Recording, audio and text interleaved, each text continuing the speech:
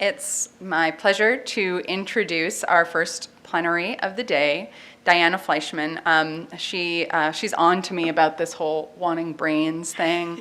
Yeah, thank you so much for being here with us today.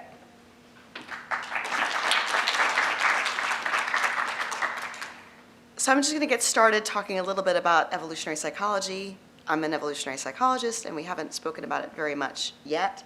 So evolutionary psychology sees the mind as an evolved organ, essentially, that it's a constellation of problem-solving devices, programs that have evolved to solve certain kinds of adaptive problems. And I'm going to be talking about how those adaptive problems manifest, about how we try to solve adaptive problems using other people's minds, and also about how our own programming gets hijacked by other potential organisms. So as we heard a little bit yesterday, the original zombie was actually Haitian witchcraft, and the idea was that a bokor or a sorcerer would be able to take over someone's body, especially if they had died under unhappy circumstances. And as the historians yesterday told us, this was really a horrifying premise because the idea that you would be a slave even after death was very horrifying. But this idea that other people could potentially control you through witchcraft or spells is actually a very common idea throughout history, throughout various different cultures and societies. And the reason that's horrifying is that we really want to enact our adaptive strategies. We have goals that we want to accomplish in terms of reproduction and survival. And the idea is that if someone else takes over for us, we actually can't do things that are within our own interests. And that's horrifying because this motivation to enact our own interests is a really fundamental part of our evolved psychology. So just talking about adaptive strategies, we all have strategies that we want to enact. We have things that we want to do. We want to be able to signal our status and our identity to other people, how we want other people to perceive us. We want other people to help us. We want them to help us survive and reproduce. You would especially see that in the zombie apocalypse. It's very important that other people help you survive. And we also want other people to be generous with us, to share their resources, et cetera, with us.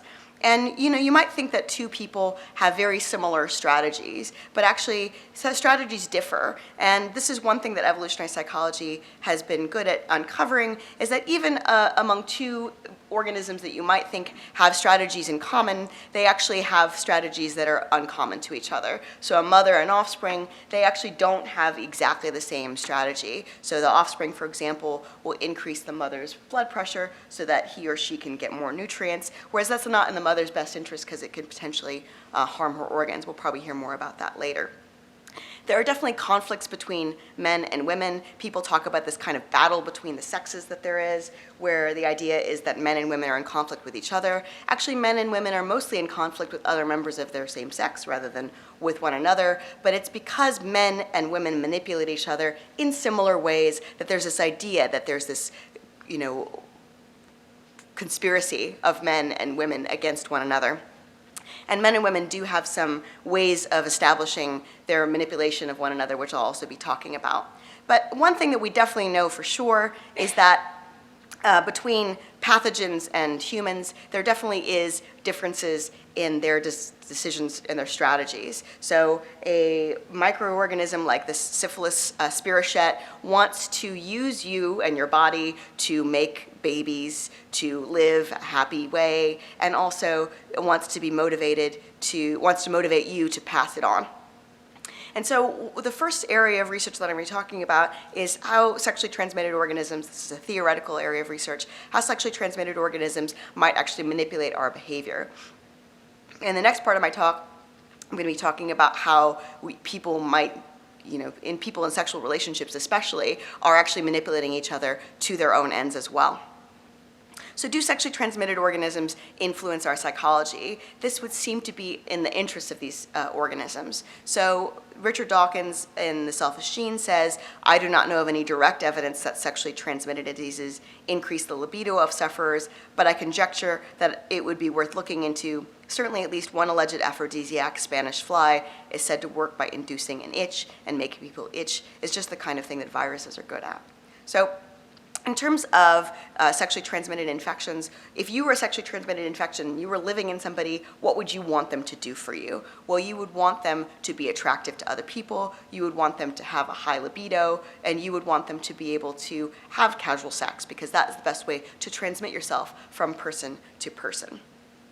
And one interesting idea is that potentially syphilis could promote creative courtship. So this is kind of how I got interested in this idea. I was reading Oliver Sacks, The Man Who Mistook His Wife for a Hat, and Oliver Sacks talks about this disease called neurosyphilis. And neurosyphilis has got 3 stages, I think, and there's a secondary stage in which it is very, very contagious. And then there's the tertiary stage. So one little caveat here is that it's usually in the tertiary stage where people talk about these kind of manifestations. So syphilis can increase sexual desire, and Oliver Sacks talked about this 88-year-old woman named Natasha Kay. She had been a prostitute in her 20s, and she had developed neurosyphilis, but it had been cured at the time. But then she had a resurgence of neurosyphilis, and she said, I took an interest in the young men, I started to feel frisky, and then she said, I don't know if I want it treated. So all of her other elderly friends that she's hanging out with are saying, you're not really behaving appropriately, you're making lots of jokes, you're winking around, what are you doing? And she says, actually, I feel great. I never felt better.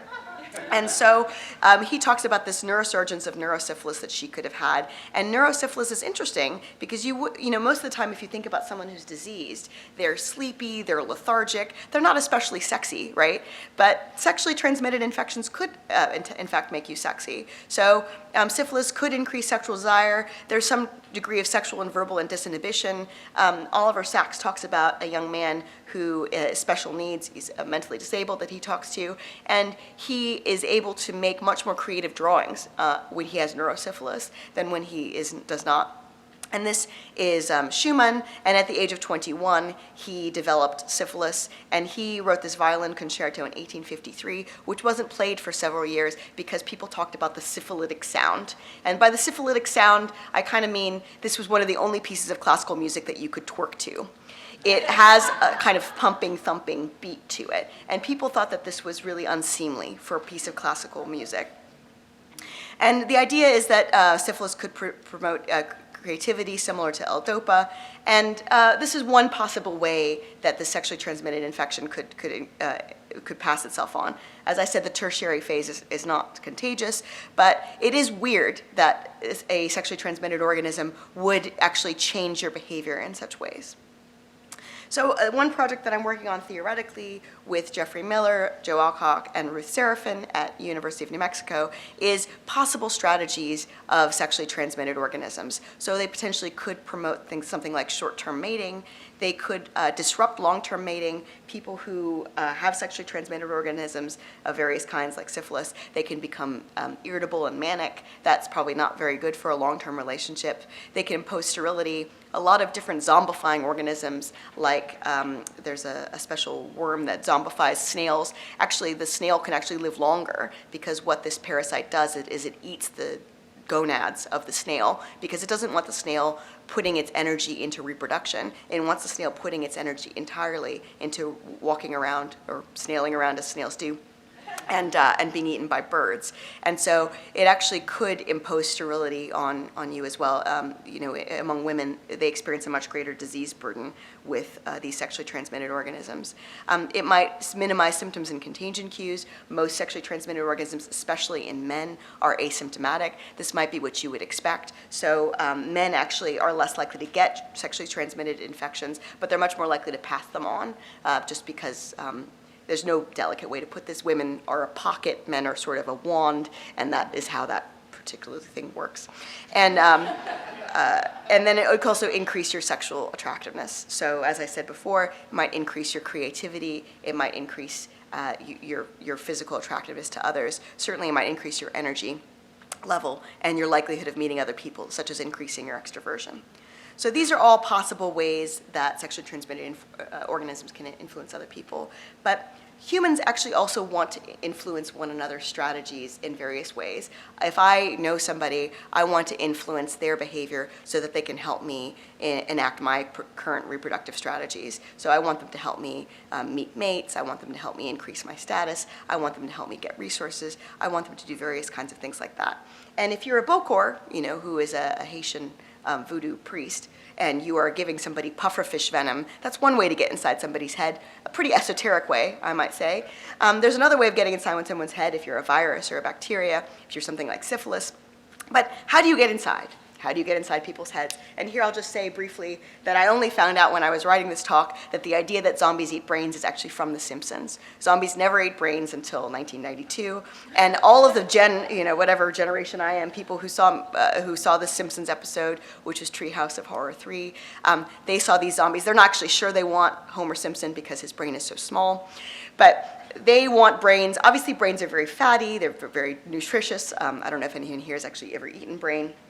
It's actually a delicacy in many places, but only in this particular 1992 episode was actually the origination of the idea that zombies eat brains. Zombies were not that picky before 1992, and the idea is that people were watching the Simpsons episode before they could watch real zombie movies, like when they were 7 to 13 years old, and that was why they thought that zombies ate brains, and that became a trope afterwards. So after that aside, how do you get inside? How do you get inside someone's brain? And one way that you can get inside someone's brain is by using rewards and punishments and schedules of reinforcement, otherwise known as behaviorism. Ooh. And behaviorism was considered really scary back in the 60s and 70s because they thought that behaviorists would be able to control people's behavior too well. In this current environment, controlling other people's behavior seems like it might be a great thing, but at that time, people didn't think it was a great thing. And so the Skinner box was this, what this rat is in here, and they were able to get organisms to do all kinds of behavior, including complex sequences of behavior. And this actually ties in with evolutionary psychology, because if an organism, for example, does a behavior and then finds food, then it's going to want to increase the prevalence of that behavior. And so if you're manipulating someone else using rewards and punishments, using behaviorist, something like ratios of reinforcement, for example, then they actually can't resist that, because those are psychological mechanisms that you need to interact with your environment. And up here is Erasmus, the clicker-trained fish, just showing that there's actually not a whole lot of organisms that you can't control in this particular way. So Erasmus is a clicker-trained fish. Fish don't have very great ears. So Erasmus knows how to do the limbo because he was shaped to do the limbo with tiny pellets of food. Every time he did a behavior that was good, his owner, Alana, flashed this white light, and then that was his click. And so he's learned how to do all kinds of things, including do the limbo, play soccer with a small ball, and also do different kinds of flips, including kind of creative kinds of behavior as well. And one piece of anti-behaviorist sort of propaganda was A Clockwork Orange, where they showed the anti-hero sort of protagonist, and he was very punished. He's classically conditioned, that's what that's called, to associate all the things he loves, like murder and sexual assault, with nausea and vomiting. And so he no longer can do the activities that he likes. And weirdly, Kubrick makes us kind of identify with this guy who really gets enjoyment out of hurting other people. So my particular thesis is that we all have evolved to shape others, to facilitate our strategies, and to prevent conflict with our strategies. Essentially, we all want brains. We're all zombies in some sense. We're all controlled by other people, and we're all trying to control other people. So we all want brains in that we all want the time and attention of others recruited to enact our adaptive strategies. And in this way, zombies are actually much more honest than we are. Zombies just say they want brains. They say brains, brains all the time. But actually, we also want brains, but because other people resist our manipulation techniques, we are really self-deceived about how much we're manipulating other people. And I've come across this again and again as I've been telling people about this particular idea. This is Mary Shelley. People say that she's a really nice woman, but actually she had an affair with Percy Shelley, whose wife killed himself 2 years later. So she wrote Frankenstein, that was nice, but anyway. So she says, I would like to get to know you better. In fact, she wants to figure out what your particular schedules of reward and punishment are so that she can manipulate you. But what she's really thinking is brains. I want your brains. And this is how I view human interaction now, I'm sorry.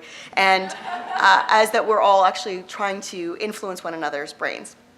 So one thing about the evolved trainer, as I call it, which is this kind of behaviorist module, you might call it, or program that we're running, is that it works more in pair-bonded species than in non-pair-bonded species. So this is a superb bird of paradise, and you've probably, if you're at all interested in evolution, have seen videos of them doing their thing, and this is the male and the female doing their sort of courtship dance. But after this particular interaction, they don't actually hang out anymore. She doesn't know if he likes pina coladas or walks in the rain. She just mates with him and then she leaves because she doesn't have to know his preferences. She has no interest in his preferences, how many other females he mates with, etc. She doesn't care at all because she's not interested in manipulating his behavior because he's not going to give her any paternal investment. She's just not interested. So he does his flashy dance, she mates with him or not, and then they go off on their own way. Whereas in this species called Eurasian jays, they actually have some understanding of each other's preferences. So this is a monogamously pair-bonded species. They get together, they stay together for a while, and what they found is that in the males of the species, they actually have an understanding of the female's preferences. So if they feed the female waxworm larvae, I can't remember what the other, moth larva, something like that, then the male knows that the female will want another form of larva after she's been eating one form of larva. So he can anticipate her preferences even if they differ from her own, or sorry, from his own.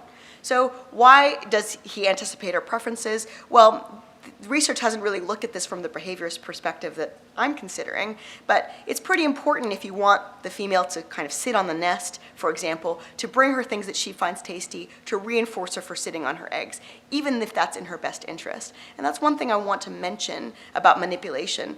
Manipulation gets a bad name. You know, people say manipulation is bad, but people are often manipulated to do things that they would otherwise also want to do. So here is Hannibal Lecter. Hannibal Lecter wants to eat brains, and if he's zombified, he also wants to eat brains. So you can be manipulated to do something that you already want to do. And in that sense, in these female Eurasian jays, she might be reinforced selectively by the male to sit on the nest, for example, but she already wants to sit on the nest. That's already in her best possible interests. So one thing that I'm going to talk about is that potentially men and women actually differ in this ability to zombify or manipulate one another.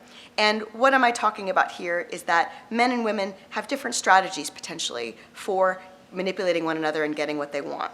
And one idea is that men are bigger than women, and it's been easy for men throughout evolutionary history to use force or the threat of force to get what they want. Telling somebody you're going to beat them up or telling somebody that you might beat them up is a much better way of getting to what you want generally directly than maybe beating around the bush and saying, I'll give you a cupcake. And so I think women had to develop more sophisticated means of manipulating others, especially their mates, because they didn't have this recourse to this incredibly simple threat of force or force that they could have. And women had all kinds of selective pressures on them, reasons why that would have been important for them to manipulate others, especially their potential male romantic partners. So women lived in an ancestral environment and still live in environments in which there are aggressive men, men who can sexually assault them or kill their offspring. So what's a good protection against wolves? For example, if you're out in the wilderness, is a dog. A man who is trained by you is actually very good protection against other men. Women also raised infants and had to teach them how to avoid threats, how to interact socially appropriately, and they also had to do this without any kind of verbalization. So women would have used these behaviorist techniques to train their offspring, for example. And then women also had to train other women. They were in competition with other women who also had these incredibly sophisticated manipulation techniques at their disposal. So these are three reasons why women might have been better at zombifying men than otherwise. So this gives a different kind of look at this battle between the sexes that we have been considering for a long time. Maybe women are actually better at getting men's brains. So what is the, why could women have won this kind of arms race? So the idea of an arms race is that there are men and women and they're in competition with one another. And men, for example, might deceive women. Women might be getting better and better at detecting deception. This can go in around and around until some kind of threshold has been reached. But with men and women, actually men have an interest in being with a woman who is good at manipulation, especially as a mate long term. So it's trepanning. It's important to get the brains out. So what what women might have been really good at is getting men's investment. And a man might actually be really interested in being with a woman who's good at manipulating others. So for example, she would be better at influencing high status others, she would be better at training their offspring, and also if a man resists being trained, he can actually see how good a woman is at training him. So this is called, in the literature, resistance as screening. A man resisting a woman's training techniques actually might be the best honest signal that she's very good at training him. So are women better at getting brains, so to speak? Well, one characteristic that women have that's markedly different from men in personality is something which is called emotional ability. And in the behaviorist literature, what we see is that if a reinforcement is given very soon after a behavior, for example, if you do something good and you're given a reinforcement right away, that is the most effective way to reinforce that behavior. Similarly with punishment, if you get shocked 10 minutes after you do a particular behavior, that's not a very good punishment. That's one reason why the penal system doesn't work very well. Getting incarcerated 6 months after you do a behavior is not nearly as good as getting shocked, for example, as a possibility, very soon after that behavior occurs. So what does emotional ability do? Emotional ability is women's ability to change moods from moment to moment. And this is one reason why hurricanes were traditionally named after women, is because a hurricane, you weren't sure what it was going to do. It might destroy the coastline, or it might drift harmlessly out to sea. So in terms of emotional ability, influencing others is important to be able to reinforce them or to punish them on a dime. And if you see someone's behavior as changeable, then that is one really good, what we call design feature of an evolved trainer. Anticipating others' preferences and aversions is another one. So one study that has shown that women are actually much better at picking out gifts for other people. Even if you just show a woman a picture of somebody, she's going to be able to anticipate what their preferences are better than other people. And there's some evidence now that women are also better at anticipating what will disgust other people, for example. Women are much more facially expressive than men are, and facial expressions are really good as rewards and punishments. I can't go into that fully today, but facial expressions are some of the best rewards and punishments, or they can indicate that a reward or a punishment is imminent. Also sensitivity to rewards and punishments in facial expressions, and the sensitivity to facial expressions.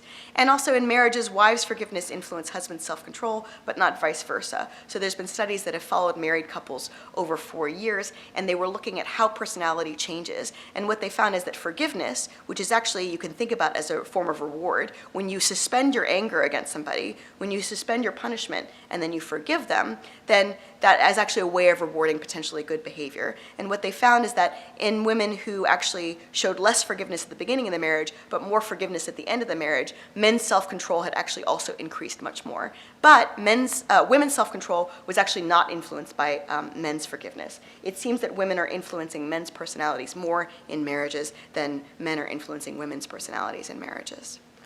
So one question that evolutionary psychologists have been interested in, and nobody has really looked at it, in terms of what I think is to my satisfaction, is why is there courtship? Why do we spend so much time getting to know each other? In the initial stages of courtship, why do we spend so much time gazing at each other? Why do we hear other people's stories about, I don't know, their drunken nights out, or all the other women or men that they've slept with, and we say, that's a great story, tell me more stories like that. Why is it that we have this kind of unlimited positive regard for other people during the stages of courtship? And I think that this also has a behaviorist explanation, unsurprisingly. So I think that what happens during courtship is that we're encoding other people's preferences and aversions so that we can control them later. But we're also seeing what the full behavioral repertoire of someone else is. So, for example, B.F. Skinner talked about therapy, and he said a therapist engages in this unlimited positive regard. They just nod at the person who's speaking to them, and they actually see a whole lot more behavior than other people might see, other people who are more likely to punish that person for saying something that is uncouth or unacceptable in a particular scenario. And during courtship, we're very unlikely to punish each other. So therefore, we see the largest behavioral repertoire, and we can judge people by the standard by which they've shown us during actual courtship. So we can reward and punish them by the standard that they showed us on their best behavior during courtship. And also we can develop the particular regimens that we need. So we'll see them under periods of stress, we'll see them in love, and that is really good for figuring out what kinds of schedules of reinforcement, what kinds of punishments are best, how guilt prone this person is, and what ways are the best ways to control them or zombify them in the future. So one question in behaviorism is, why are people so punitive? So behaviorists and animal trainers will tell you that punishment doesn't work. I personally think that this is BS. I think punishment works very well, but people say that punishment actually doesn't work to influence behavior. It's because punishment is occasionally reinforced that people engage in punishment. But you see punishment in humans and in zombies. Zombies are incredibly punitive. They not only want to get at your brains, they want to maul you, they want to chase after you, and they're often making this particular face. And why is that? So in my view, anger is actually punishment hunger. Anger is the desire to punish others for behavior that is not in line with your particular adaptive strategy. And zombies are in this tremendous pain. And even though you didn't cause their pain, they still want to punish you for it. So what you see in, for example, non-human animals is that if you electrify the grid of the floor of a cage, you have one rat on the floor, you have the other rat, for example, tied up in another cage.